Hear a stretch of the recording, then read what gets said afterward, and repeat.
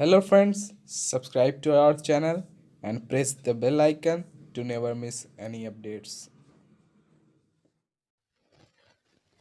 Hi everyone. हम लोग current electricity पढ़ रहे थे और उसमें हम लोगों ने इक्विवेलेंट रेजिस्टेंस का कॉन्सेप्ट देखा था कि कैसे किस तरीके से सर्किट में इक्विवेलेंट रेजिस्टेंस निकाले जाते हैं और ढेर सारे क्वेश्चंस भी किए थे अलग अलग टाइप के कि इक्विवेलेंट रेजिस्टेंस कैसे निकालते हैं। आइए उसी कहानी को आगे बढ़ाते हैं और कुछ और टाइप्स के क्वेश्चन देखते हैं। Suppose you have a wire, इस टाइप के भी क्वेश्चन पूछे जाते हैं जैसा मैं आपको दे रहा हूँ। You have a wire of resistance, you have a wire of resistance 12 ohm।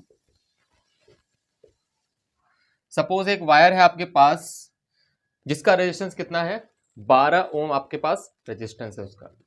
इसको कहा जा रहा है किसे इसे सर्कुलर फॉर्म में कन्वर्ट कर दिया जाता है।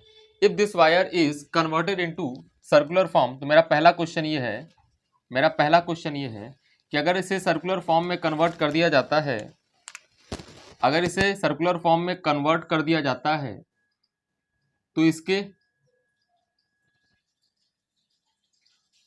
डायमीटर के अक्रॉस दो पॉइंट चूज करते हैं, एक पॉइंट ये पॉइंट हो गया आपका ए और ये पॉइंट होगा आपका बी। इन दोनों पॉइंट के अक्रॉस आपको इक्विवेलेंट रेजिस्टेंस निकालना है। बस यही क्वेश्चन है कि एक वायर है जिसका रेजिस्टेंस आपके पास क्या है, 12 ओम है। इसे कन्वर्ट कर दिया एक सर्कल में, सर्कुलर फॉर्म में कन्वर्ट कर देने के बाद दो पॉइंट ले लिया गया डायमीटर के जस्ट ऑपोजिट डायरेक्शन में। तो इन दोनों पॉइंट के अक्रॉस आपको इक्विवेलेंट रेजिस्टेंस निकालना है। तो बहुत सीधा साधा बात है यार कि अगर एक वायर को अगर हम सर्कुलर फॉर्म में कन्वर्ट कर देते हैं तो इसका आधा पार्ट ऊपर हो गया और आधा पार्ट नीचे हो गया। मतलब आधा पार्ट ऊपर और आधा पार्ट नीचे। क्या आपको ऐसा लग रहा है कि ऊपर वाला और नीचे वाला वायर एक दूसरे के पैरेलल है? जी हाँ, ये दोनों एक दूसरे के पैरेलल हैं और अगर पैरेलल है तो इसका इक्विवेलेंट रेजिस्टेंस निकालना चाहिए। तो पहली बात तो ये कि ऊपर वाले वायर का कितना रेजिस्टेंस होगा, है ना।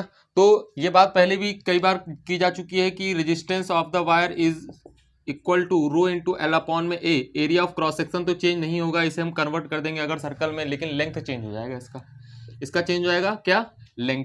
अब सोचो ना कि अगर वायर में कन्वर्ट कर दिया, डायमीटर के अपोजिट पूछ रहा है तो लेंथ आधा हो चुका है तो रेजिस्टेंस भी आधा हो जाएगा। मतलब ऊपर वाले का रेजिस्टेंस कितना, 6 ओम, नीचे वाले का रेजिस्टेंस कितना, 6 ओम। तो आर इक्विवेलेंट की वैल्यू अगर आपसे कोई पूछे तो इसकी वैल्यू कितनी, 6 इंटू 6 अपॉन में 6 plus 6 and this is equal to 3 ohm. Resistance कितना हो गया इसका, 3 ओम, है ना। इसमें कई केस कराता हूं। चलो नंबर दो देखते हैं। अगर इसे सर्कुलर फॉर्म में कन्वर्ट कर दिया गया है, तो क्वेश्चन आपसे ये कह रहा है कि इन दो पॉइंट के अक्रॉस आप इक्विवेलेंट रेजिस्टेंस निकालो। एक पॉइंट ए है और ये पॉइंट बी है। ध्यान से देखो सेंटर पे कितना एंगल बन रहा है, सेंटर पे 90 डिग्री एंगल बन रहा है। तो सोच के देखो ना, अगर सेंटर पे 90 डिग्री एंगल बन रहा है तो ए और बी के अक्रॉस कितना इक्विवेलेंट रेजिस्टेंस आएगा। पहली बात तो ये ध्यान से अगर आप देखें तो ये वाला पार्ट और ये वाला पार्ट एक दूसरे के पैरेलल है, तो इन दोनों पैरेलल पाथ का रेजिस्टेंस निकाल लेते हैं। ये हमारा क्या है, वायर का 1/4 पार्ट है। अगर वायर का 1/4 पार्ट है तो कितना, this resistance is going to be 3 ohm. कितना बोला, वायर का अगर 1/4 पार्ट है तो इसका पूरे वायर का रेजिस्टेंस अगर 12 ओम था तो इसका चौथा भाग कितना हो जाएगा, चौथा पार्ट कितना हो जाएगा, 3 ओम।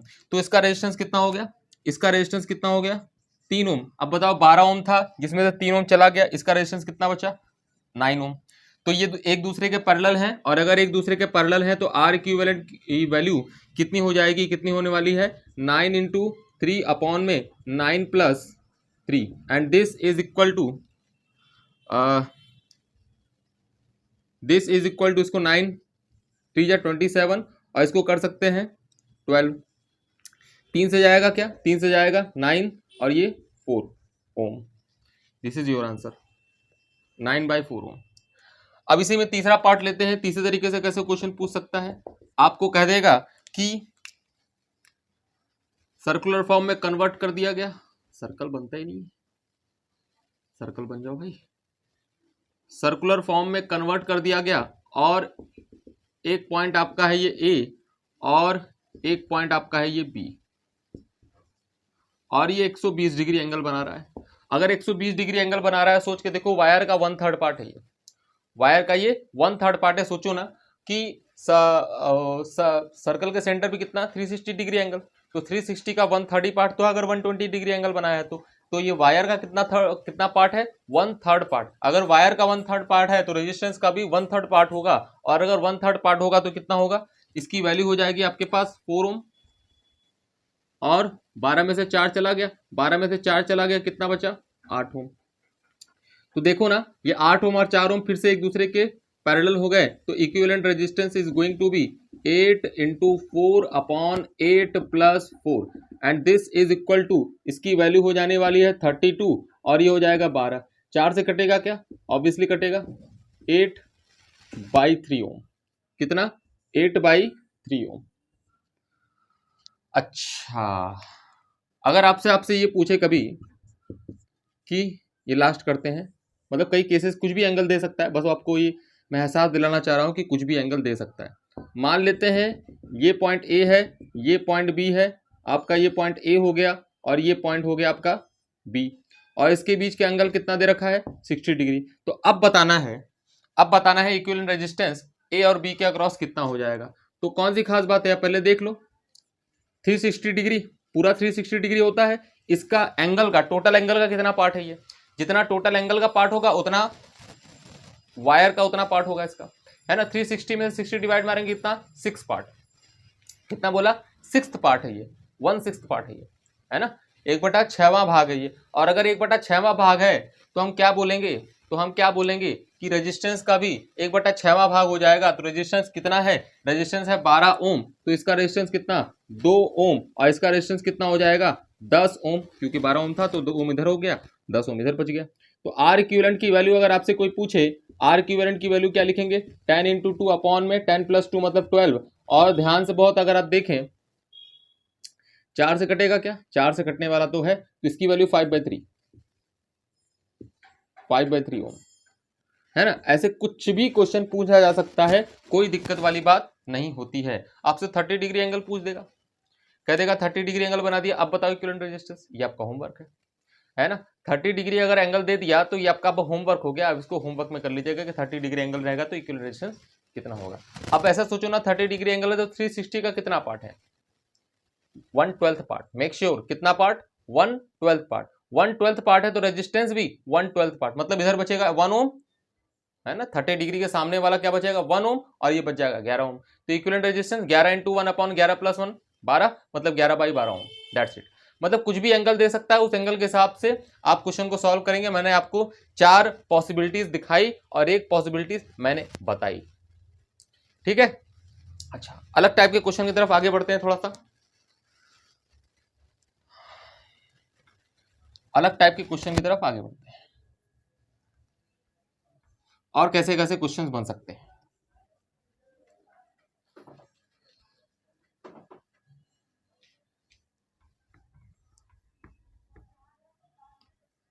चलो, जैसे मैंने आपसे ये कहा कि आपके पास ये रेजिस्टेंस है,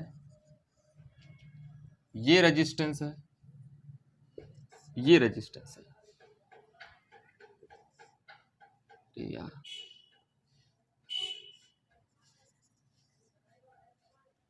ये 3 रेजिस्टेंस दे दिया, और यहां पे आपको बैटरी लगा दिया।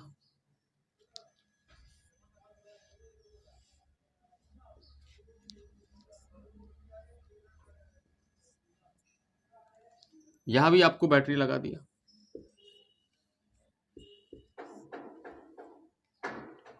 ठीक है। 2 ओम, 4 ओम, 3 ओम, यहां पे 12 वोल्ट और यहां पे 10 वोल्ट।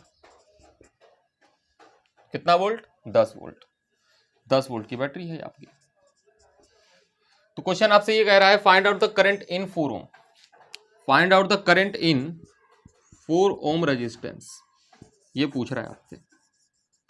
पहचान रहे हैं सर्किट को, सर्किट पहचान रहे क्या, ध्यान से देखिए क्वेश्चन को, ध्यान से देखिए सर्किट को। क्या 4 ओम में रेजिस्टेंस होगा, करंट होगा, और अगर करंट होगा तो इसकी वैल्यू कितनी हो जाएगी। अगर 4 ओम में करंट होगा तो इसकी वैल्यू कितनी हो जाएगी, है ना। तो इस क्वेश्चन को करने से पहले थोड़ा सा एक कॉन्सेप्ट सिखाता हूं, वो नहीं सिखाऊंगा तब भी आप कर सकते हैं यार, लेकिन थोड़ा सा है ना आपको बता दूं मैं क्या होता है नॉलेज के लिए आपके, है ना, क्योंकि एक कॉन्सेप्ट है। क्या कॉन्सेप्ट है कि अगर बैटरी अपने पॉजिटिव पोलैरिटी से जितना करंट निकालता है, पॉजिटिव पोलैरिटी से जितना करंट निकालता है, नेगेटिव पोलैरिटी पर उतना ही करंट लेता है, रिसीव करता है। मतलब जितना करंट ये निकाल देगा, बैटरी की प्रॉपर्टी है, जितना करंट बैटरी अपने पॉजिटिव पोलैरिटी से निकालेगा माइनस से उतना ही करंट लेगा, ना तो कम ना तो ज्यादा। ये प्रॉपर्टी है बैटरी की, ठीक है। जैसे मैंने सिंपल सा एक सर्किट में आपको बना के दिखाऊं कि आपको मान लेते हैं एक रेजिस्टेंस है आपके पास, ये आपके पास रेजिस्टेंस है, एक बैटरी हमने यहां पर बना दी इस तरीके से। अब सोचो ना, अगर बैटरी मैंने इस तरीके से बना दी, रेजिस्टेंस का कुछ है, इसका कुछ ना कुछ वोल्टेज होगा, मान लेते हैं इसका वोल्टेज V है, तो करंट कितना फ्लो करेगा? करंट फ्लो करेगा I बराबर V/R। तो ऐसे ऐसे ऐसे करंट फ्लो करेगा, इस तरीके से करंट फ्लो करेगा। बहुत अच्छी बात है। तो जितना करंट ये फ्लो कराएगा यहां से, वही करंट ऐसे इस पाथ में जाएगा, वही करंट इस पाथ में जाएगा, वही करंट इस पाथ में जाएगा, वही करंट ऐसे आएगा, वही करंट ऐसे आएगा। मतलब एट द सेम टाइम जितना करंट ये फ्लो कराता है उतना करंट ये नेगेटिव उल्टे साइड से ये रिसीव भी करता है। ऐसा कभी नहीं होगा बैटरी के साथ कि 2 एम्पियर करंट निकाले और 1 एम्पियर करंट रिसीव करे। This is impossible. ये कोई प्रॉपर्टी है ही नहीं बैटरी की। तो बैटरी की क्या प्रॉपर्टी है? प्लस से अपने पॉजिटिव पोलैरिटी से जितना करंट निकालेगा, नेगेटिव पोलैरिटी में उतना ही करंट रिसीव करेगा। ये तो एक बात। दूसरी बात ध्यान से देखो ना, ये हायर पोटेंशियल है, ये लोअर पोटेंशियल है। करंट हमेशा हायर से लोअर ही जाता है, रेजिस्टेंस में कभी भी लोअर से हायर नहीं जाता है ना। किसी सर्किट के अंदर कभी भी लोअर से हायर करंट नहीं जाता है, ये आप याद रखिएगा। तो इसका मतलब ये कि अगर करंट ऐसे जा रहा है, क्या कभी लौट के वापस आ सकता है? ऐसा हो सकता है क्या करंट अगर इधर से इधर जा रहा है तो ऐसा कभी हो सकता है क्या करंट इस साइड से इस साइड आए? कभी नहीं आ सकता, क्योंकि लोअर से हायर कभी करंट नहीं आ सकता। मैं कहना ये चाह रहा हूं, करंट अपना पाथ, जिस पाथ से गुजर गया तो गुजर गया, जिस पाथ से, जिस रेजिस्टेंस से करंट गुजर गया तो गुजर गया, उस पाथ से वो करंट दोबारा वापस नहीं आएगा। उस पाथ से वो करंट का कोई भी करंट दोबारा वापस नहीं आएगा। मतलब जिस पाथ से करंट निकल गया तो निकल गया, वापस अपना कभी भी पाथ रिपीट नहीं करता। मतलब मैं क्या लिखने वाला हूं, ये एक बहुत बड़ा कॉन्सेप्ट है कि current does not reverse its path।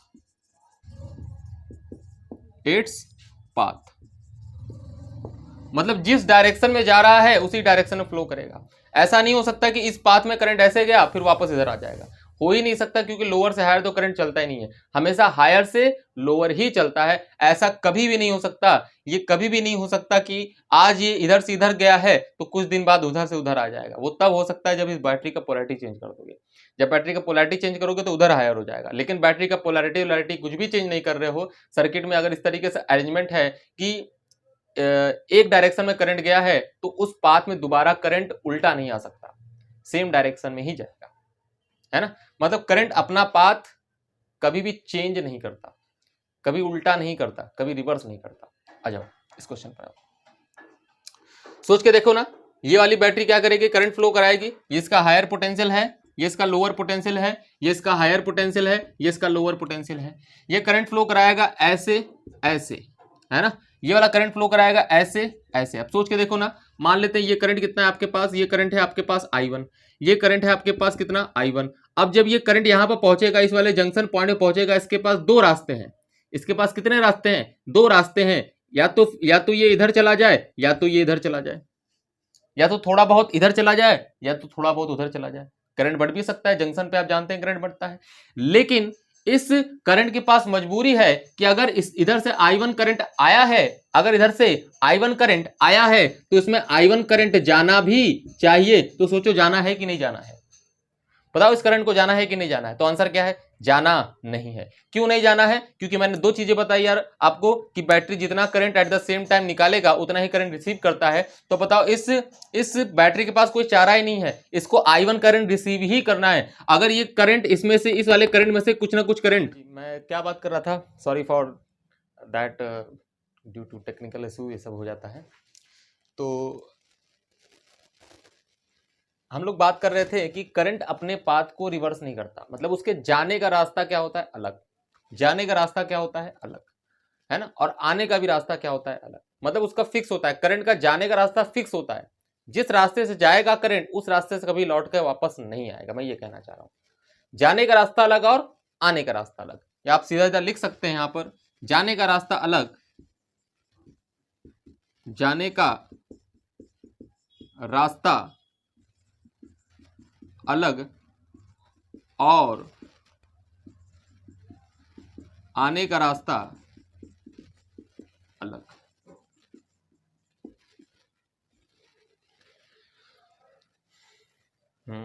ये करंट के बारे में।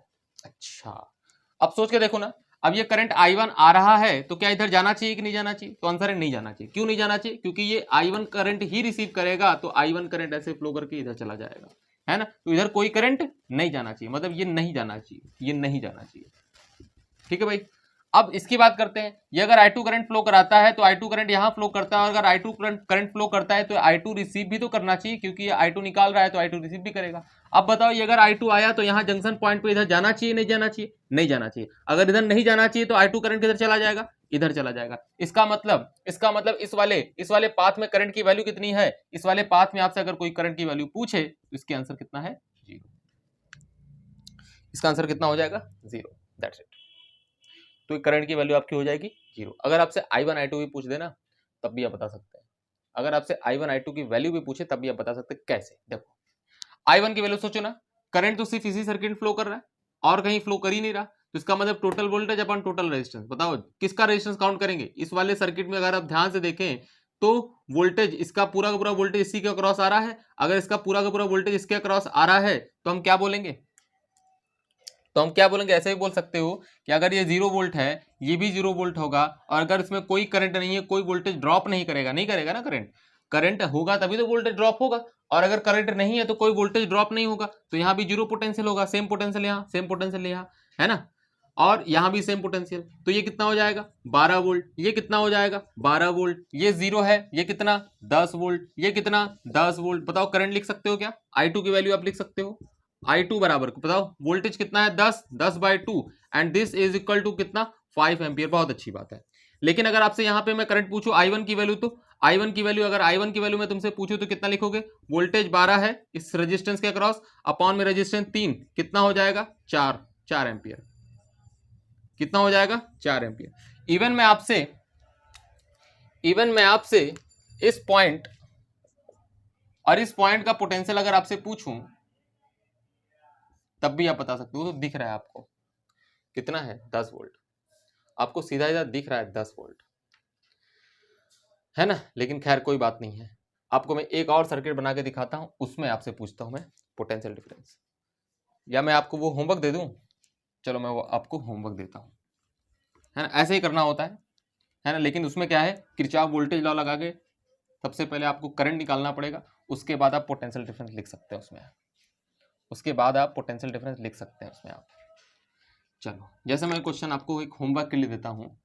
होमवर्क के लिए क्वेश्चन क्या है आपका कि मान लो एक बैटरी यहाँ है, इस तरीके से एक रेजिस्टेंस लगा हुआ है, यहाँ पर एक रेजिस्टेंस यहाँ लगा हुआ है, और एक इस तरीके से बैटरी मैंने यहाँ लगा दी और इसको क्लोज कर दिया। ठीक है भाई, और एक सर्किट आपके पास यहाँ है, ये बैटरी है आपके पास, है ना, ये आपके पास क्या है? ये बैटरी है, ये रेजिस्टेंस है आपके पास, और ये रेजिस्टेंस है आपके पास, ये बैटरी एक और बना दी मैंने, लो, और इसको मैंने एक बैटरी के द्वारा, इसको मैंने एक बैटरी और एक रेजिस्टेंस के द्वारा कनेक्ट कर दिया यहाँ पर। ठीक है, बहुत अच्छी बात है। 1 ओम, 2 ओम, 4 ओम, 2 ओम, 2 ओम, 6 वोल्ट, 4 वोल्ट, 2 वोल्ट, 10 वोल्ट।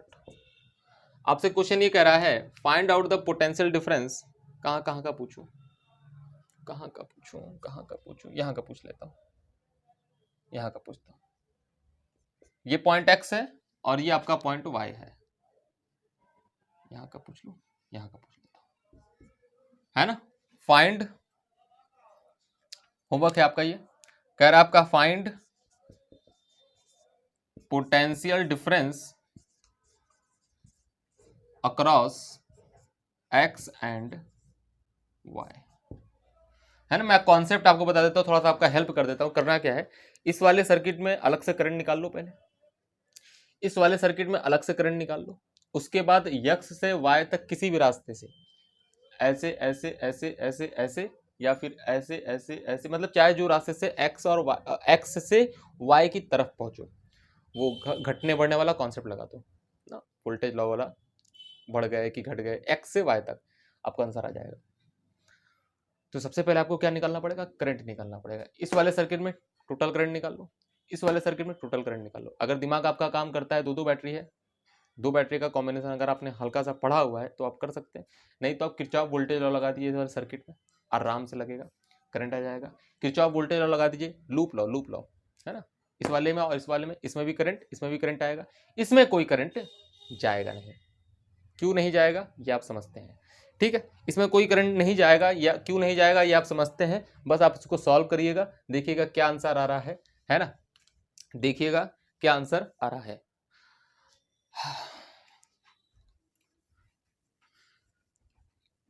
चाहेंगे तो इसका आंसर मैं कमेंट बॉक्स में लिख दूंगा, आप देखिएगा, ठीक है। सॉल्व करने के बाद इसका आंसर आप चेक करिएगा कि आपने सही किया है कि नहीं किया है ना। कमेंट बॉक्स में इसका आंसर आपको मिलेगा, डिस्क्रिप्शन बॉक्स में भी इसका आंसर आपको मिल जाएगा। तो चलो कहानी को आगे बढ़ाते हैं थोड़ा सा, और आगे थोड़ा बढ़ते हैं।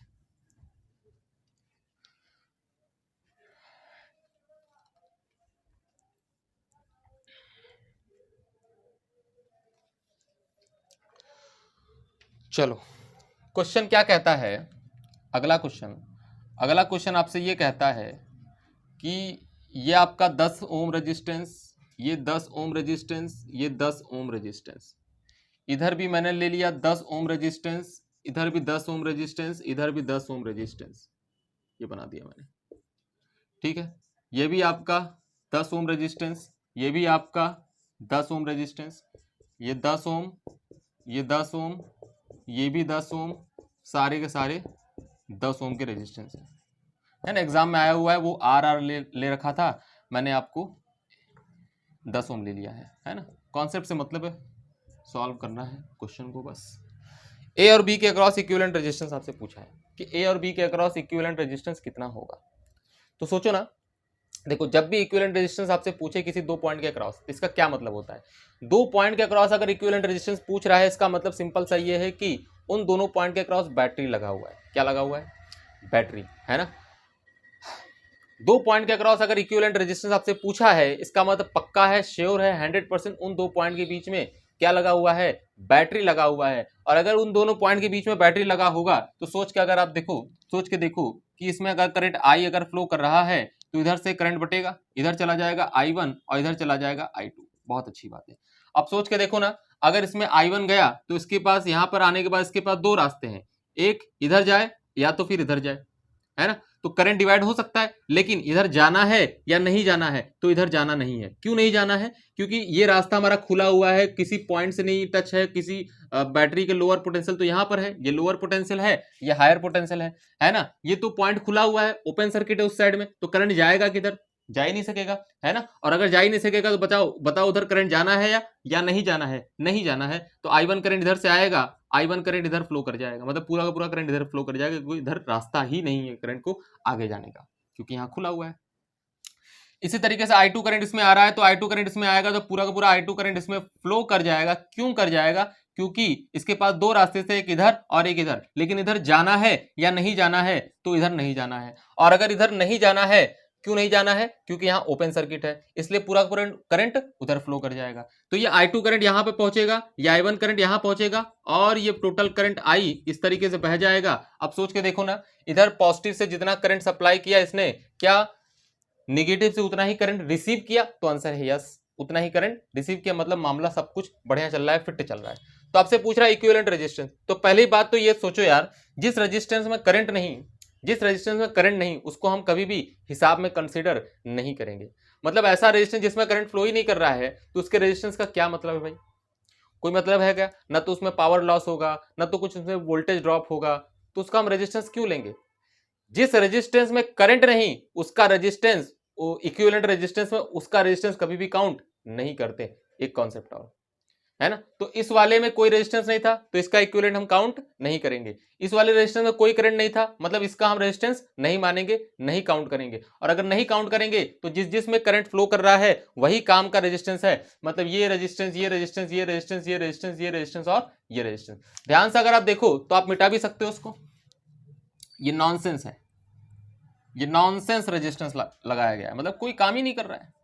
अगर बल्ब लगा दोगे इस तरीके से जलेगा क्या? नहीं जलेगा। और नहीं जलेगा तो मेरे काम का थोड़ी है वो, तो उसको हम हिसाब में कंसीडर नहीं करेंगे, इक्विवेलेंट रेजिस्टेंस में कंसीडर नहीं करेंगे। और अगर नहीं करेंगे तो नहीं करेंगे, ठीक है। ध्यान से अगर आप देखो तो ये क्या हो गया आपका सीरीज, ये क्या हो गया आपका सीरीज, फिर हो गया पैरेलल। बताओ 10 10 क्या होता है 20, 10 10 क्या होता है 20, और 20 और 20 पैरेलल हो जाएगा तो कितना हो जाएगा? फिर से 10 हो जाएगा। तो ध्यान से अगर आप देखो, ध्यान से अगर आप देखो तो आपको ये ऐसा कुछ दिख रहा है, ये 10 ओम, ये 10 ओम, और ये हो गया फिर से 10 ओम, और ये हो गया फिर से 10 ओम। ये आपका बी पॉइंट और ये आपका क्या हो गया? ए पॉइंट। तो ये 10 ओम, ये भी 10 ओम, ये भी 10 ओम, 10 10 10 कितना हो गया? आर इक्विवेलेंट कितना हो गया भाई? 30 ohm. 30 ohm is the correct answer. 30 ohm is the correct answer. ऐसे क्वेश्चन, कई क्वेश्चंस पूछे जाते हैं, आपको समझ में आना चाहिए किसमें करंट फ्लो करेगा और किसमें नहीं करेगा। जैसे एक क्वेश्चन और देख लो,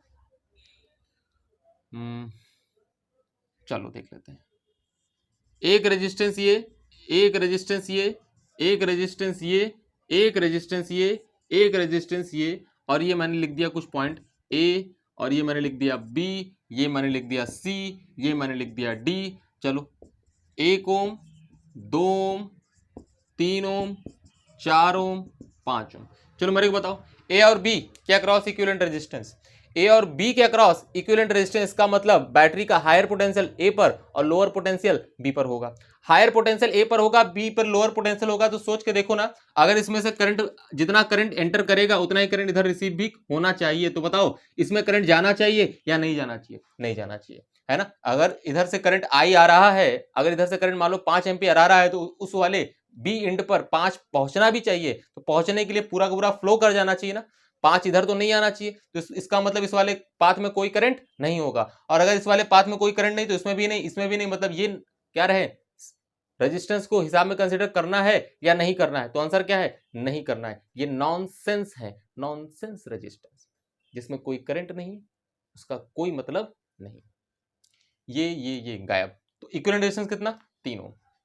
चलो अगर मान लो ए और सी के बीच में अगर मैं पूछता, तो ए और सी के बीच में, तो सोच के देखो, इधर से करंट एंटर करता, इधर से करंट निकलता, है ना, और सेम करंट निकलता, तो इधर से जितना करंट आता उतना ही करंट इधर फ्लो कर जाता। क्योंकि ए और सी के बीच की बात कर रहा हूं तो बी खुला हुआ है, और अगर बी खुला हुआ है तो इधर कोई करंट जाना चाहिए या नहीं जाना चाहिए? तो आंसर क्या है? नहीं जाना चाहिए। तो नहीं जाना चाहिए, नहीं जाना चाहिए, तो नहीं जाना चाहिए, हटा उधर। तो करंट इधर आ गया और उसके बाद इधर फ्लो कर जाएगा, क्योंकि उधर भी नहीं जाएगा, उधर भी ओपन सर्किट है। तो इक्विवेलेंट रेजिस्टेंस कितना आ जाएगा? इक्विवेलेंट रेजिस्टेंस आ जाएगा 1 + 3 + 4। फिर अगर आपको पूछे ए और डी के अक्रॉस आपको बैटरी मतलब इक्विवेलेंट रेजिस्टेंस पूछ रहा है, तो बैटरी थी इन दोनों के अक्रॉस ही ज्वाइन किया जाएगा। अगर ज्वाइन किया जाएगा तो ये भी खुला हो गया, ये भी खुला, मतलब ओपन सर्किट हो गया, ये भी इधर से ओपन सर्किट हो गया। तो इसको हटाओ, इसको हटाओ, 1 3 5 इक्विवेलेंट रेजिस्टेंस सीरीज में, है ना। इस तरीके से क्वेश्चन सॉल्व किए जाते हैं। तो ध्यान देना पड़ता है कि किसके अक्रॉस हमसे इक्विवेलेंट रेजिस्टेंस पूछ रहा है और किसके अक्रॉस नहीं पूछ रहा है, कौन ओपन है, कौन खुला रहेगा, किधर करंट जाएगा, किधर करंट नहीं जाएगा। ठीक है, आओ इक्विवेलेंट रेजिस्टेंस निकालने के एक और मेथड पर डिस्कस करते हैं, जिसको हम बोलते हैं पॉइंट मेथड। क्या बोला? Point potential method. जल्दी से हेडिंग डाल दो, पॉइंट पोटेंशियल मेथड।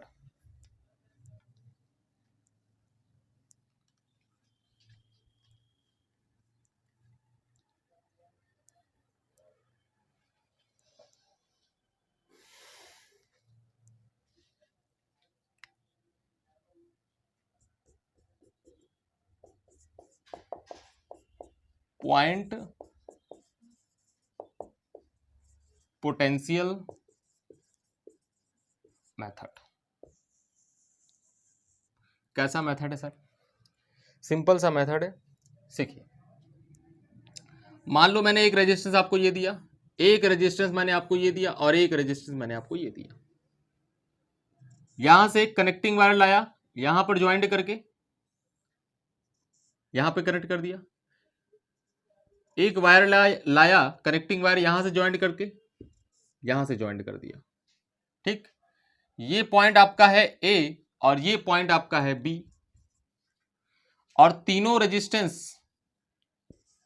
2 ओम 2 ओम 2 ओम।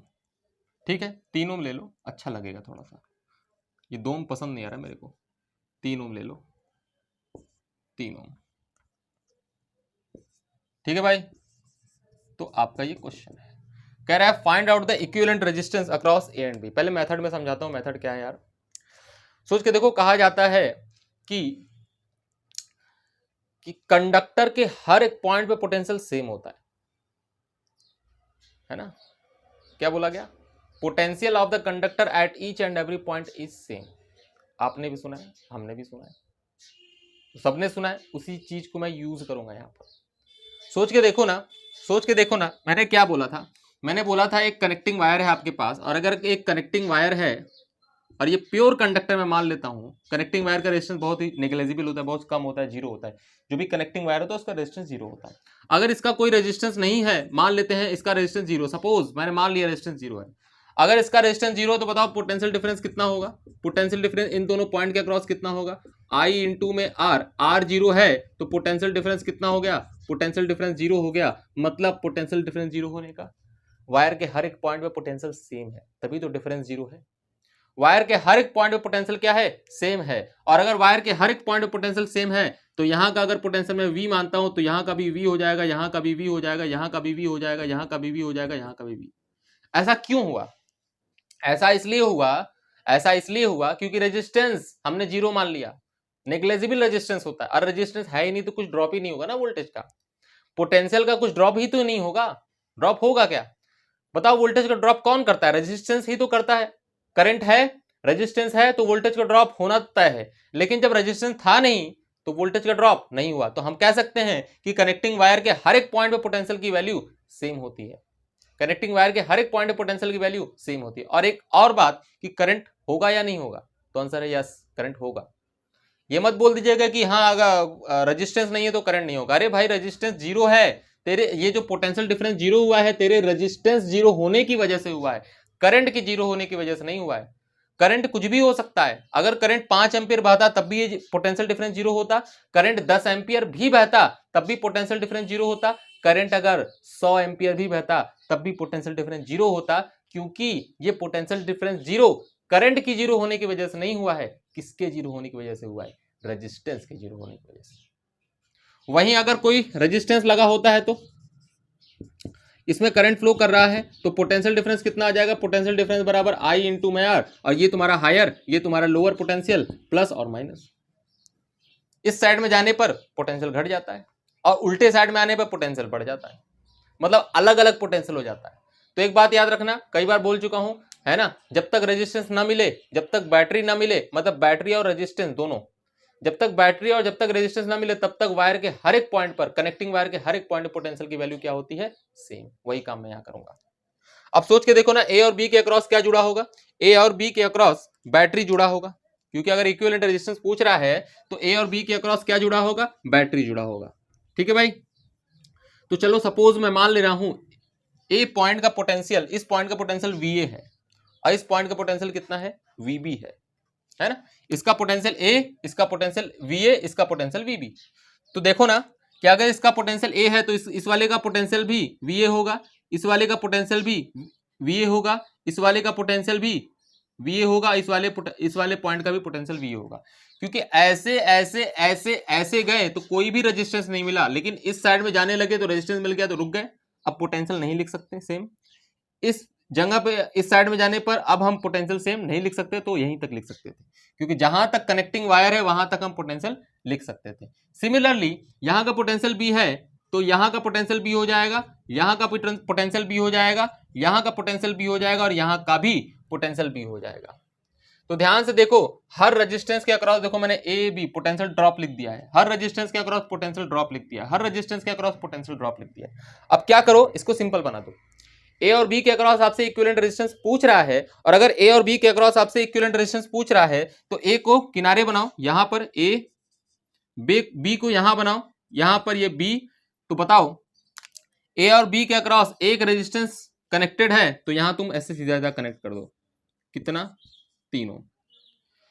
ए और बी के क्रॉस एक और रेजिस्टेंस कनेक्टेड है, तो यहां पर तुम एक और रेजिस्टेंस कनेक्ट कर दो ए और बी के क्रॉस, ऐसे ही कनेक्ट करोगे। कनेक्ट करने का मतलब ए पॉइंट पर, मतलब रेजिस्टेंस का एक किनारा ए पर, एक किनारा बी पर, कनेक्ट कर दिया। ए और बी के क्रॉस एक रेजिस्टेंस और कनेक्ट कर दो, लो कर दिया।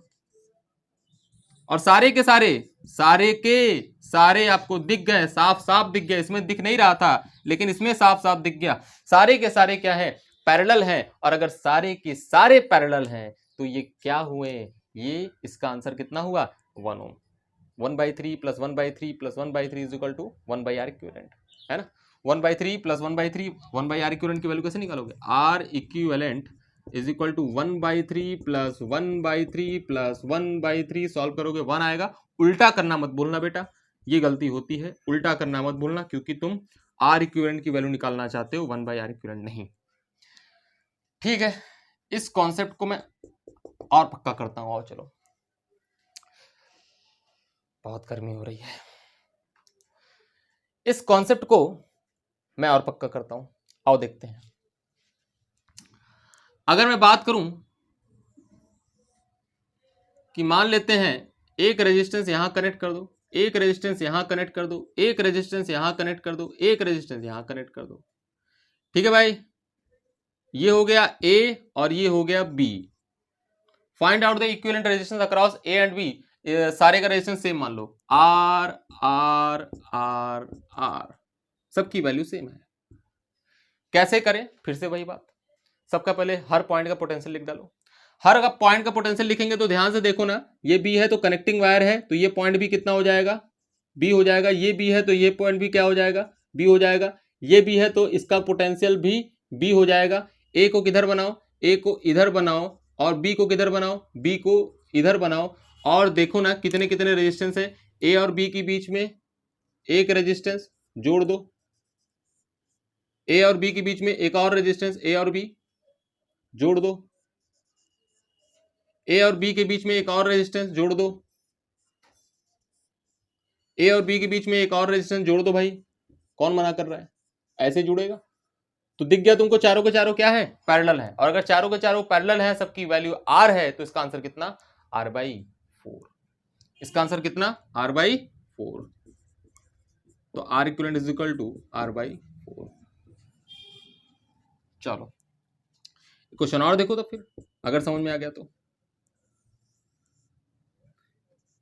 ये रेजिस्टेंस, ये रेजिस्टेंस, ये रेजिस्टेंस और ये रेजिस्टेंस, ये पॉइंट आपका ए है और ये पॉइंट आपका बी है। ये आर है, ये आर है, सब आर है, आर आर आर। बताना है इक्विवेलेंट रेजिस्टेंस, बताना है भाई इक्विवेलेंट रेजिस्टेंस ए और बी के अक्रॉस कितना होगा। क्या करें, आप करिए, तब तक हम मिटा लेते हैं इसको।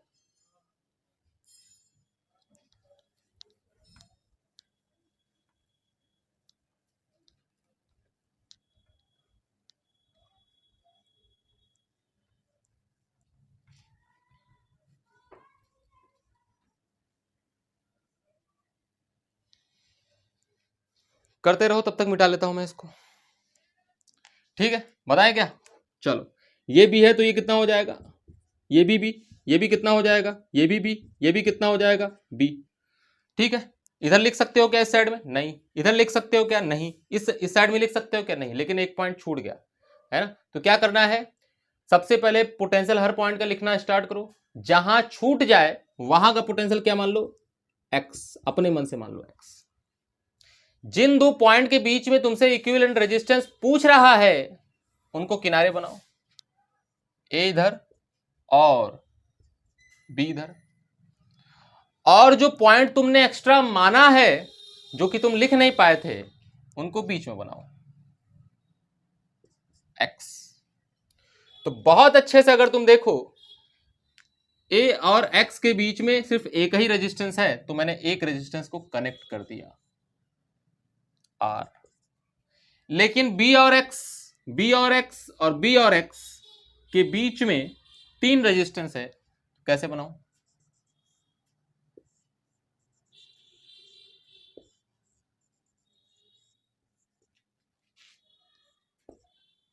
ध्यान दो, ये आर, ये आर, ये आर पैरेलल में है, तो आर बाई 3 हो गया। कितना है ये? R by 3। और ये कितना है? आर। ये कितना है? ए। ये कितना है? बी। बताओ आर इक्विवेलेंट कितना हो गया? R equivalent is equal to R plus R by 3 and this is equal to 4r by 3 is the answer. 4r by 3 is the answer. समझ रहे हो यार? समझ आ रही है बात? आ तो रही होगी। अब इससे सिंपल क्या बताएं? आओ एक क्वेश्चन और देखो। एक क्वेश्चन और देखो। क्या करें? कुछ तो करें, करना तो चाहिए, है ना? चलो चलो चलो चलो चलो चलो स्क्वायर टाइप क्वेश्चन देखते हैं। एक रेजिस्टेंस आपका यहां है, एक रेजिस्टेंस आपका यहां है,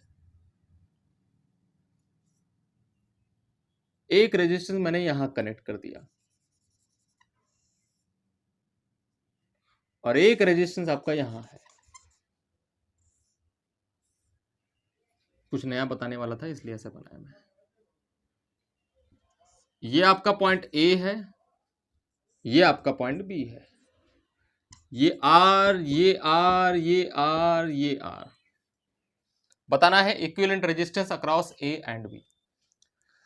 ए और बी के बीच आपको इक्विवेलेंट रेजिस्टेंस बताना है। ये इसका क्या मतलब है? हल्का सा टेढ़ा वायर है, वायर कूद के गया है, वायर ऊपर से गया है, टच नहीं कर रहा। क्या कर रहा है? ऊपर से गया है। समझ रहे बात को? वायर ऊपर से गया है ना? ऐसे। लेकिन दिखाने का तरीका ऐसे है, जब वायर टच ना करे, दो वायर जब टच नहीं करता है तो उसको दिखाते हैं ऐसे घुमाकर। तो इसका मतलब क्या है? ये दोनों वायर एक दूसरे को टच नहीं कर रहे हैं। चलो लिख डालो पोटेंशियल भाई। यहां का पोटेंशियल ए, यहां का पोटेंशियल ए इधर लिख सकते हैं 9, इधर लिख सकते हैं 9। चलो यहां का पोटेंशियल बी, यहां का पोटेंशियल बी इधर लिख सकते हैं 9, इधर लिख सकते हैं 9। काम तो हो ही गया मेरा। देखो हर रेजिस्टेंस के अक्रॉस मैंने ए और बी लिख दिया। और अगर ए और बी के बीच में तुमसे इक्विवेलेंट रेजिस्टेंस पूछ रहा है तो ए को किनारे बनाओ, बी को भी किनारे बनाओ और ए और बी के बीच में जितने रेजिस्टेंस सबको कनेक्ट कर दो। एक रेजिस्टेंस, दो रेजिस्टेंस, तीन रेजिस्टेंस और चार रेजिस्टेंस, दोनों चारों, चार के चारों ए और बी के बीच, एक ए और बी के अक्रॉस कनेक्टेड है, तो ऐसे कनेक्ट कर दो और आपको दिख गया कि चारों के चारों किस में है? पैरेलल में है। और अगर चारों के चारों पैरेलल में है, चारों के चारों पैरेलल में है, तो आंसर कितना आ गया? R by 4। आंसर कितना आ गया? R by 4। चलो चलो चलो चलो कॉन्सेप्ट बिल्डअप करो और आगे बढ़ते हैं थोड़ा सा। ये आर बाई 4 तो आ गया। और देखो, और देखो, मैं आपको कुछ डिफरेंस दिखाने के लिए दो सवाल लेता हूं एक साथ, है ना? कुछ दिखाना चाह रहा हूं, कुछ बताना चाह रहा हूं। एक पॉइंट ए है, एक पॉइंट बी है, ठीक है? यहां रेजिस्टेंस लगा दो, यहां रेजिस्टेंस लगा दो और यहां रेजिस्टेंस लगा दो, ठीक है? 1 ओम, 2 ओम, 3 ओम।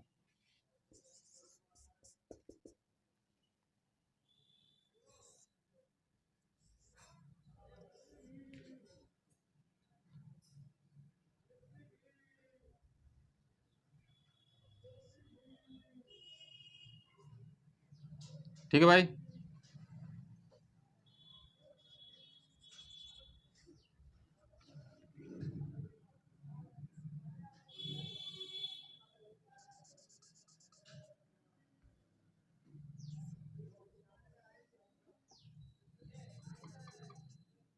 चलो वही क्वेश्चन है, 1 ओम, 3 ओम और 2 ओम।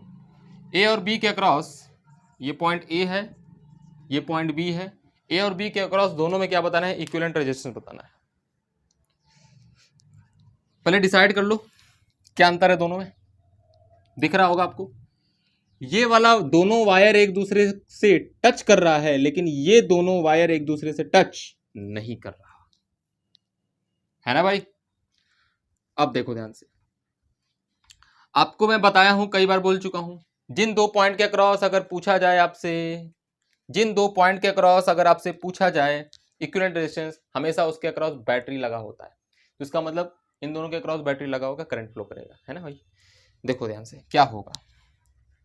सबसे पहली बात, ये पॉइंट का पोटेंशियल मान लो x, तो ये भी क्या हो जाएगा x और ये भी क्या हो जाएगा x। क्या दोनों पॉइंट का पोटेंशियल सेम हो गया?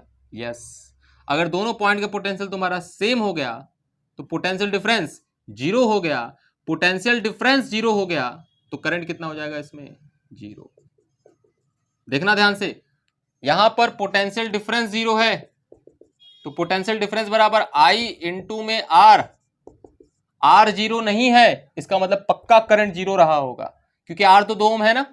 यहां पर R के जीरो होने की वजह से पोटेंशियल डिफरेंस जीरो नहीं हुआ है, यहां पर किसके जीरो होने की वजह से हुआ है? जीरो, करंट की जीरो होने की वजह से पोटेंशियल डिफरेंस जीरो आ रहा है, क्योंकि मेक श्योर यहां मैंने जबरदस्ती जानबूझ के यहां 2 ओम लगाया है, आपको दिखाने के लिए ऐसा भी क्वेश्चन बनता है।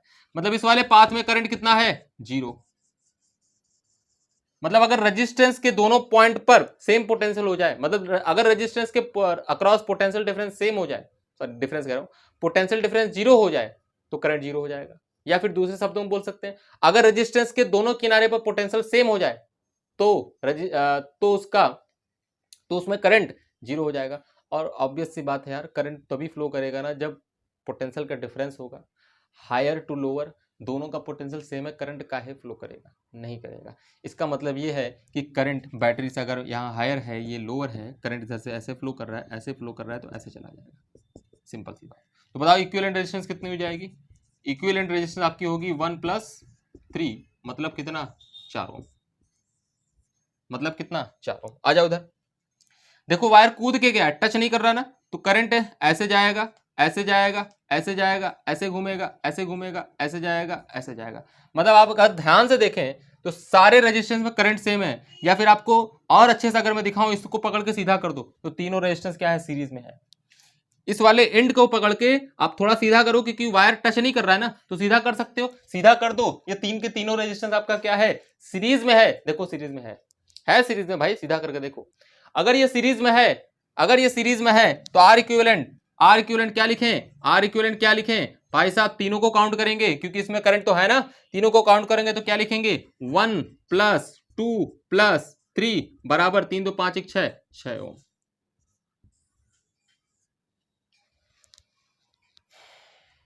कितना हो गया? 6 ओम। बहुत ही सुंदर और बहुत अच्छी बात। चलो एक लास्ट क्वेश्चन करते हैं, फिर अगले लेक्चर में मिलेंगे।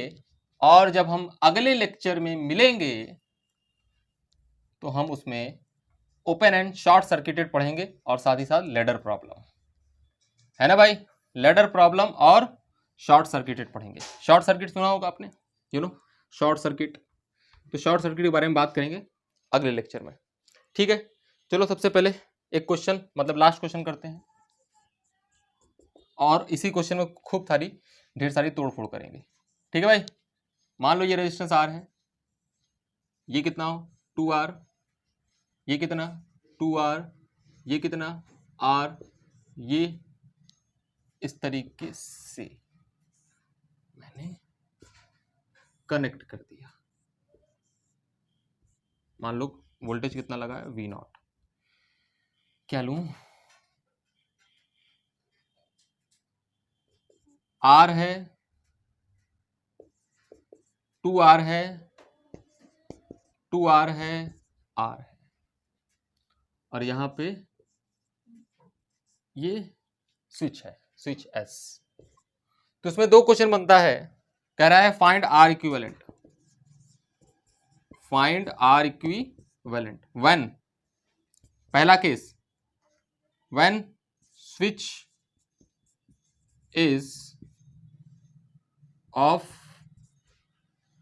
और दूसरा स्विच इज ऑन। जब स्विच को ऑफ कर देते हैं, ऑफ का मतलब जब खुला रखते हैं, स्विच को प्रेस नहीं करते हैं, तब इक्विवेलेंट रेजिस्टेंस क्या होगा, और जब स्विच को प्रेस कर देंगे तब इक्विवेलेंट रेजिस्टेंस क्या होगा, ये आपको बताना है। आओ देखते हो, देखो जरा, पहला केस स्विच ऑफ रहेगा। अगर ये स्विच ऑफ रहेगा तो क्या ख्याल है यार, क्या ख्याल है, ये और ये एक दूसरे के सीरीज में, क्या बोला, ये और ये एक दूसरे के सीरीज में, क्योंकि जब ये स्विच ऑफ रहेगा तो इधर से जो भी करंट आएगा इधर फ्लो करेगा और कुछ इधर फ्लो करेगा। जो भी करंट इधर फ्लो करेगा मान लेते हैं I1, और जो भी करंट इधर फ्लो करेगा मान लेते हैं I2। इसे नीचे लिखता हूं, मान लेते हैं I1 और इसमें I2। ये I1 इधर जाएगा, इधर रास्ता खुला हुआ है तो नहीं जाएगा, इधर जाएगा और इधर चला आएगा, तो ये I1 करंट है। और ये I2 इधर जाएगा, इधर जाएगा, इधर जाएगा, ये तुम्हारा I2 करंट। इधर से I निकल जाएगा, बैटरी में, बैटरी ने I फ्लो कराया था तो I ही इसके अंदर एंटर कर जाएगा। बहुत ही सुंदर। तो अगर आप ध्यान से देखें तो ये दोनों सीरीज में कितना हो गया, 3R। ये भी दोनों सीरीज में कितना हो गया, 3R। और 3R और 3R, आर इक्विवेलेंट की वैल्यू 3R और 3R। आई थिंक ये कॉम्बिनेशन पैरेलल में हो गया, तो आर इक्विवेलेंट की वैल्यू डायरेक्ट लिख सकता हूं क्या, परमिशन है, होनी चाहिए भाई। अब तो आप सीख गए ना, तो खटाखट जल्दी जल्दी सबका आंसर आप निकाल सकते हैं। इस क्वेश्चन में आपसे सर्किट करंट भी पूछ सकता है। सर्किट करंट मतलब आई, क्या बोला, आई। जब आपसे कहे कि find out the current in the circuit, तो सर्किट का करंट का क्या मतलब है, बैटरी कितना फ्लो करा रहा है। या फिर आपसे ऐसे भी बोल सकता है current supplied by the battery, ऐसे भी सिंपल बोलेगा। चाहे current supplied by the battery बोले, चाहे सर्किट करंट बोले, वो बैटरी वाला ही करंट होता है। इस रेजिस्टेंस में आप करंट नहीं निकालेंगे जब तक आपसे स्पेसिफिक ना बोले कि रेजिस्टेंस में आर में कितना करंट होगा, 2R में कितना करंट होगा, तब तक उसमें नहीं निकालते। तो सर्किट करंट निकालते हैं यार। सर्किट करंट देखो, सर्किट का करंट मतलब आई की वैल्यू, एक बार लिख देता हूं, circuit current is equal to I. बताओ इसका इक्विवेलेंट रेजिस्टेंस कितना है, 3R/2, और वोल्टेज कितना लगाया, V0, total voltage upon total resistance. Total resistance मतलब 3R/2, 2 ऊपर चला गया, 2 ऊपर चला गया। आई थिंक यार मैं इसमें करंट भी निकाल सकता हूं, इन दोनों में मैं करंट भी निकाल सकता हूं। कैसे निकाल सकता हूं, आप जानते हैं बहुत अच्छे से, है ना। मुझे करंट तो पता चल गया कि कितना करंट आ रहा है, अब करंट डिवाइड मार दूंगा, करंट को मैं क्या कर दूंगा, डिवाइड मार दूंगा, हमारे पास आंसर आ जाएगा, है ना। तो करंट को मैं डिवाइड मारूंगा। सोचो ये पूरी की पूरी कॉम्बिनेशन कितनी है, 3R। ये पूरी की पूरी कॉम्बिनेशन कितनी है, 3R। अरे आंसर सीधा आ गया। कितना है, I1 कितना है, I1 क्या होने वाला है, I1 होने वाला है। बताओ इतना करंट आ रहा था, ऊपर का कॉम्बिनेशन और नीचे का कॉम्बिनेशन इक्वल है, और कितना है, 3R है, तो करंट आधा आधा बढ़ जाएगा। आधा, बताओ इसका आधा कितना होगा, इसका आधा होगा V0/3R, और यही आपकी क्या होगी, यही आपकी I2 होगी, V0/3R। आई थिंक अगर करंट आ गया है तो इन दोनों पॉइंट का पोटेंशियल डिफरेंस भी आप निकाल सकते हैं। क्यों, क्या ख्याल है, निकाल सकते हैं, ऑब्वियस सी बात है, निकाल सकते हैं। चलो निकाल लेते हैं। मैंने बोला था ना पहले कि तोड़फोड़ करूंगा, करो तोड़फोड़। यहां से चलो यहां पहुंचो, Vx से चलता हूं तो बताओ ये प्लस ये माइनस तो बढ़ जाओगे, बढ़ जाओगे तो प्लस, और कितना बढ़ जाओगे, करंट V0/2R इंटू में रेजिस्टेंस R। यूं यूं यूं ऐसे गया, प्लस माइनस, यूं यूं यूं घट गए, घट गए तो माइनस, और करंट इंटू में वोल्ट, करंट इंटू में रेजिस्टेंस V0/2R इंटू में रेजिस्टेंस आई थिंक कितना है, 2R है। अब पहुंच गए Y वाले पॉइंट पर तो Vy हो गया। बहुत अच्छे से देखो तो R और R चला गया, लेकिन 2R और 2R यहां से चला गया। यहां कितना बचा, V0/2, यहां बचा माइनस V0, तो आई थिंक मेरे हिसाब से बच रहा है Vx minus V0/2 and this is equal to Vy. This implies that Vx minus Vy is equal to V0/2। मतलब इन दोनों के बीच में पोटेंशियल डिफरेंस कितने का है, इन दोनों के बीच में पोटेंशियल डिफरेंस है V0/2 का। ऐसा सवाल आता है, कुछ भी पूछ सकता है ना यार, क्या कर सकते हो। अगर हम पावर पढ़ा देंगे तो सब में पावर भी पूछ सकता है, कितना पावर इसमें डिलीवर्ड हुआ है, इसमें कितने डिलीवर्ड हुआ है। हीट पढ़ा दूंगा, ये भी पूछ सकता है, जूल हीटिंग इफेक्ट से 2 मिनट में, 4 मिनट में, 10 मिनट में, T मिनट में कितना हीट जनरेट हो रहा है ना। तो सर्किट सॉल्व करने आना चाहिए। सर्किट सॉल्व करने आएगा तो आप क्वेश्चन को सॉल्व बड़े इजीली करेंगे। अच्छा, ये तो मेरे पहले पार्ट का तोड़फोड़ हो गया कि इक्विवेलेंट रेजिस्टेंस क्या है, सर्किट का करंट कितना है, दोनों में करंट कितना है, ब्ला ब्ला ब्ला। अब दूसरे पार्ट का आंसर मैं यही सब कुछ निकालूंगा, लेकिन दूसरे पार्ट में निकालूंगा। और अगर दूसरे पार्ट में निकालने वाला हूं तो ध्यान से अगर आप देखो तो देखो मैं क्या करने वाला हूं। दूसरा पार्ट, स्विच को ऑन कर दो, मतलब स्विच दबा दो, प्रेस कर दो। जैसे स्विच को प्रेस करोगे आपको दिख गया ये पॉइंट और ये पॉइंट ज्वाइंट हो गया।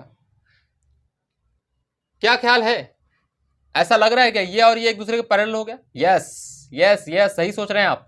ये और ये एक दूसरे के पैरेलल हो चुका है। ये माइनस प्लस हटाओ, पहले गंदा हो जाएगा अभी, है ना। जैसे ही तुमने दोनों को कनेक्ट किया तो दोनों का पोटेंशियल तो सेम हो गया ना, इन दोनों का पोटेंशियल तो सेम हो गया, ये क्योंकि ये कनेक्टिंग वायर है। तो अगर तुम यहां का पोटेंशियल एक्स मान ले रहे हो तो यहां का भी पोटेंशियल एक्स होगा, तो पोटेंशियल डिफरेंस तो जीरो हो जाएगा। पोटेंशियल डिफरेंस क्या हो जाएगा? जीरो। तो दूसरा नंबर, switch on, switch on, potential difference तो क्या हो गया? जीरो हो गया। मतलब Vx minus V Y equal to zero. अगर इसे x मान लोगे, इसे y मान लोगे तो जीरो हो जाएगा। मैंने x मान लिया क्योंकि दोनों का पोटेंशियल सेम है, दोनों कनेक्टिंग दोनों कह रहा हूं, दोनों का पोटेंशियल सेम है और कनेक्टिंग वायर से जुड़ा है तो सेम पोटेंशियल मान सकते हैं। तो बहुत अच्छे से देखो, इसको ऐसे हटा दो, इसको ऐसे हटा दो। ऐसा लग रहा है दोनों पैरेलल में। अरे है भाई, पैरेलल में है, क्या कर रहे हो, पैरेलल में है, ये है ना, पैरेलल में है। ये दोनों पैरेलल, ये दोनों पैरेलल। बताओ इसकी वैल्यू कितनी? r into two r upon r plus two r, r into two r upon r plus two r. बताओ कितना? 2r/3। कितना? 2r/3। इसी तरीके से 2r into r upon 2r plus r, 2r into r upon 2r plus r, 2r/3 इसका भी, तो 2r/3 इसका भी, 2r/3 इसका भी। तो ये तो पहला आंसर आ गया। दूसरा आंसर कितना है, क्या है? ये नंबर ए है ना, potential difference. Number B, R equivalent. अगर आर इक्विवेलेंट की बात करें तो 2r/3 और 2r/3, 2r/3 और 2r/3, तो आंसर कितना आ गया? 4r/3। तो 4r/3 is the equivalent resistance of the circuit. देखा ना, जब इसको स्विच ऑफ किया था, मतलब स्विच जब खुला हुआ था तो इक्विवेलेंट रेजिस्टेंस कुछ और आया था, लेकिन स्विच को जैसे ही मैंने बंद कर दिया उसमें कितना? 3r/2 आया था, लेकिन जैसे ही स्विच को बंद कर दिया 4r/3, इक्विवेलेंट रेजिस्टेंस बदल गया। इक्विवेलेंट रेजिस्टेंस बदल गया तो क्या ख्याल है यार, करंट बदल गया। हाँ, वोल्टेज तो वही है, रेजिस्टेंस बदल गया तो करंट बदल गया सर्किट का। तो circuit current, number C, circuit current is equal to I. क्या ख्याल है, क्या लिखें? आई बराबर total voltage V0 upon total resistance 4r/3। 4r/3, 3 पलट के ऊपर चला गया, ये हमारे पास सर्किट करंट आ गया। अच्छा, सर्किट करंट आ गया।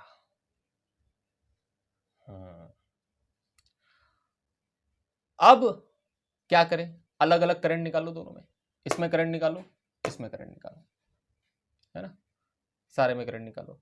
तो ध्यान से अगर तुम देखो इधर से करंट कितना आ रहा है, आई थिंक क्या आ ही रहा है, 3v0/4r। i1 की वैल्यू, i2 की वैल्यू आपको बांटने आता है पैरेलल में आपको बांटने आता है ना, लेकिन अब की बार ये r और 2r सेम नहीं है तो आधा मत कर देना, इसको बांटना है आपको, है ना। और पैरेलल में आई थिंक मैंने बताया था, पैरेलल में जो करंट होता है रेजिस्टेंस का इनवर्स होता है। तो पैरेलल में जो करंट होता है रेजिस्टेंस का इनवर्स होता है यार। तो नंबर डी में क्या करूंगा मैं? नंबर डी में i1 और i2 मैं अलग अलग निकालूंगा। i1 upon i2 is equal to, i1 upon i2 is equal to, क्या लिखूं? रेजिस्टेंस का उल्टा, i1 इसमें गया तो 2r और अपॉन में r, ये और ये चला गया, मतलब बचा आपके पास 2। सोच के देखो ना, अगर i1 आप निकाल रहे हो तो i1 upon i1 plus i2, componendo and dividendo. बताओ i1 प्लस i2 की वैल्यू कितनी है? 3v0/4r, तो इधर मल्टीप्लाई हो जाएगा इधर जाकर, तो 2 इंटू 3v0 अपॉन में कितना? 4r, and this going to be 3v0/2r। ये आंसर आ गया।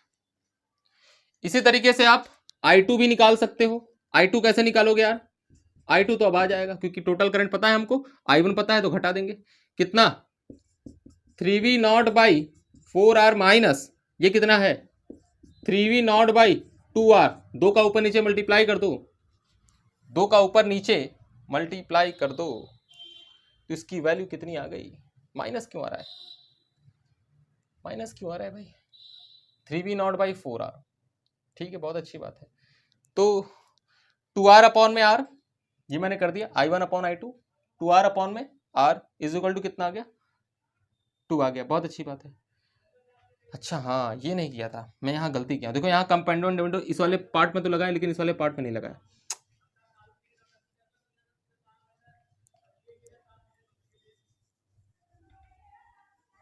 चलो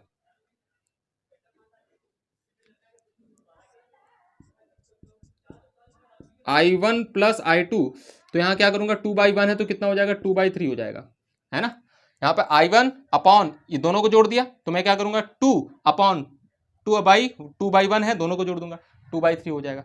ध्यान दो, I1 प्लस I2 की वैल्यू कितनी है? 3V not by 4। तो दिस इज इम्प्लाइज दैट, यहाँ पहले I1 की वैल्यू निकालो। I1 निकालो तो I1 की वैल्यू 2/3 इंटू में कितना हो जाएगा? 2/3 इंटू में ये पूरा current, I think 3V not by में कितना? 4R। तो ये मेरे हिसाब से आ जा रहा है, 3 से 3 चला गया, V not by 2R, V not by 2R। तो I1 की वैल्यू कितनी आ गई? I1 की वैल्यू यहाँ है आपका, I1 बराबर V नॉट बाई 2R, है ना। इसमें कितना करंट गया? V not by 2R। देखना थोड़ा गंदा हो जाएगा, बस देखते रहना कैसे सॉल्व कर रहा हूँ। V नॉट बाई 2R, तो V नॉट बाई 2R घटा दो यार, V नॉट बाई 2R घटा दो तो 2 से ऊपर नीचे मल्टीप्लाई करोगे 2V नॉट बाई 4R हो जाएगा। तो इसकी वैल्यू आपके पास आ जाएगी V नॉट बाई 4R। तो ये I2 की वैल्यू आपके पास आ गई, ये I2 की वैल्यू आपके पास आ गई। मतलब इसकी वैल्यू कितनी है? V not by 4R। अच्छा, बहुत ही सुंदर, बहुत ही अच्छा। देखो ध्यान से, मिटा दो उसको मैं। अब इन दोनों में करंट निकालूंगा मैं। ऐसा तो नहीं है कि यहां करंट ये V नॉट बाई 2R आएगा तो V नॉट बाई 2R इसमें चला जाएगा ना, इधर पाथ है, इधर जा भी सकता है। पहले नहीं गया था क्योंकि स्विच ऑफ था। क्यों भाई? स्विच ऑफ था तो पहले नहीं जाएगा, लेकिन अभी जा सकता है क्योंकि ये स्विच मैंने ऑन कर दिया। तो इसमें भी और इसमें भी, दोनों में मैं अलग अलग करंट निकालूंगा। और अगर अलग अलग करंट निकालूंगा, देखो कितना निकालता हूं। मान लो I3 और I4, दोनों में करंट कितना मान लो? I3 और I4। और फिर से ध्यान से अगर आप देखो तो इसमें मैंने मान लिया I3 है, कितना मान लिया? हटाओ यार, I3 है, और इसमें मैंने मान लिया I4 है। ध्यान देना, I3 upon I4, I3 upon I4 is equal to resistance का रेशियो तो क्या लोगे? I3 इसमें है, I4 इसमें है, तो R by 2R, R by 2R, R cut गया, कितना बचा? 1/2। क्या लोगे? Componendo and dividendo, I3 upon I3 plus I4 is equal to 1/3। दोनों को जोड़ दोगे नीचे, क्योंकि यहां इस साइड में मैंने नीचे दोनों को जोड़ा है, तो 1/3 हो गया। बहुत ही सुंदर। तो बताओ ये टोटल करंट है। अब बताओ, इधर से करंट अगर 3V not by 4R enter किया है तो इधर से करंट कितना निकलेगा? उतना ही तो निकलेगा। तो इधर से भी current 3V not by 4R भी निकलेगा, क्योंकि बैटरी तो उतना ही रिसीव करेगी ना, 3V नॉट बाई 4R। तो क्या समझे? टोटल करंट मतलब I3 प्लस I4, इधर I3 आ रहा है, इधर से I4 आ रहा है, दोनों मिलकर कितना बना देगा? 3V not by 4R। Multiply कर दो इधर, तो I3 की वैल्यू आई थिंक मेरे हिसाब से आ जा रही है 1/3 3V नॉट बाई 4R। 3 और 3 चला गया, मतलब V नॉट बाई 4R। ये तो I3 की वैल्यू आ गई। अगर I3 की वैल्यू आ गई तो टोटल करंट से घटा दो, I4 आ जाएगा। I4 कितना आ जा रहा है? I4 is equal to total current कितना है? 3V not by 4R, 3V not by 4R। और ये कितना है? माइनस करना है, सॉरी माइनस करना है, V not by 4R, 4R है, एलसीएम ले लो, तो कितना आ जाएगा? 3V not minus V not, 2V not, और इसकी वैल्यू कितनी आ गई? V not by 2R। मतलब इस वाले में करंट कितना है? V not by 2R, I4। तो I4 बराबर V0 बाई 2R और I3 कहाँ है, ये है V0 बाई 4R। ठीक है, देख रहे हैं कुछ, दोनों में रेजिस्टेंस अलग अलग है। क्यों अलग है, क्यों अलग है? मैं प्रूफ कर रहा हूं अलग है, मैंने अलग अलग निकाल लिया, मैं प्रूफ भी कर रहा हूं, देखो अलग है, क्योंकि मैंने अलग अलग निकाला है ना। वैसे तो मैं तो जानता ही था कि अगर मैंने स्विच ऑन किया है तो कुछ ना कुछ करंट तो जाएगा, तो देखने तो अगर इस पाथ में करंट नहीं जाता तो पक्का है कि इस वाले पाथ और इस वाले पाथ में करंट की वैल्यू क्या होती, सेम होती। लेकिन अगर इस वाले पाथ में और इस वाले पाथ में अलग अलग करंट है, इसका मतलब यह 100% श्योर हो चुका है कि इस वाले पाथ में करंट जा रहा है। अब हम इस वाले पाथ में करंट कितनी है वही निकालना चाहते हैं। कैसे निकालें, ध्यान से देखो, इस पॉइंट पे क्या लगाओ, केसीएल लगाओ, किरचॉफ जंक्शन लॉ। तो बताओ V0 बाई 2R करंट आ रहा है, V0 बाई 4R करंट इधर से निकल गया, मतलब इसका आधा करंट इधर निकल गया। इसका मतलब कि इस वाले पाथ में भी करंट आया होगा। इस करंट की वैल्यू मैं I डैश मानता हूं, तो I डैश की वैल्यू में क्या लिखूंगा, I डैश बराबर कितना इधर से आ रहा था, V0 बाई 2R माइनस कितना इधर चला गया, V0 बाई 4R। जब घटा देंगे इसकी वैल्यू कितनी आ जाएगी, V0 by 4R is the current in the switching path, is the current in the switching path, मतलब इस स्विचिंग पाथ में इतना करंट फ्लो कर रहा है। तो हम इस सवाल में सारे चीजें हमने डिस्कस कर लिया है। सर्किट में करंट कितना होता है, इक्विवेलेंट रेजिस्टेंस क्या होता है, स्विच को क्लोज करने के बाद कितना इसमें करंट जाता है। ठीक है, तो इसके आगे लेक्चर हम लोग बाद में लेंगे। Thank you very much.